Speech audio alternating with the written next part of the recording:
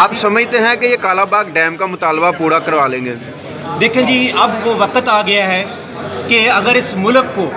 ساری سیاسی جماعتوں نے جو خواب دیکھ رہی ہیں کہ ہم نے پرائم منسٹر بننا ہے، ہم نے صدر بننا ہے، تو ان کو اس ملک کی زراعت کو بہتر کرنا ہوگا، ورنہ ان کو وہ ووٹ بینک اور وہ مجبور ہوں گے اس کالا باغ ڈیم کے لیے، کیونکہ بجلی تب سستی بنے گی جب کالا باغ ڈیم بنے گا، تباہی تب سے ختم ہوگی جب کالا باغ ڈیم بنے گا۔ پنجاب پیاسا مر رہا ہے، اس وقت اس کو پانی ملے گا جب کالا باغ ڈیم بنے گا۔ خالد صاحب، ہمیں یہ بھی بتائیے گا، آپ نے کہا کہ اس دفعہ ووٹ نہیں ملے گا جو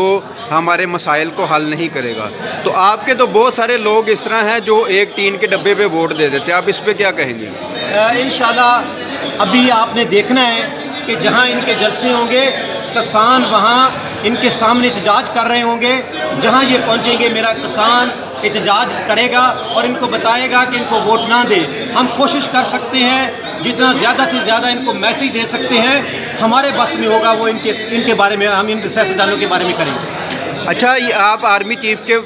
پاس جانا چاہ رہے ہیں اور دھرنا لے کے، تو کیا آپ سمجھتے ہیں کہ آرمی کا یہ کام ہے کہ وہ مافیاز کے خلاف بھی جنگ کرے، حالانکہ ان کا کام جو ہے سرحدوں کی حفاظت کرنا ہے؟ دیکھیں جی، آرمی چیف کے پاس اتنا نیٹ ورک ہے، اس کے پاس انٹیلیجنس ادارے ہیں، وہ ہمیں سپورٹ کر سکتے ہیں کہ جو مافیا، جس طرح ہمارا آپ نے دیکھا ہے کوئی بڑے واقعہ ہو جاتے ہیں تو اس میں تو انٹیلیجنس ادارے آتے ہیں نا، ہم اپنے چیف سے کہیں گے کہ آپ انٹیلیجنس اداروں کے ساتھ مل کے، گورنمنٹ کے ساتھ مل کے ان مافیا کے خلاف، جو مافیا بہت بڑا اور لیڈروں سیاستدانوں کے ساتھ مل کے میرے ملک کو لوٹ رہا ہے، ان کے خلاف کریک ڈاؤن کیا۔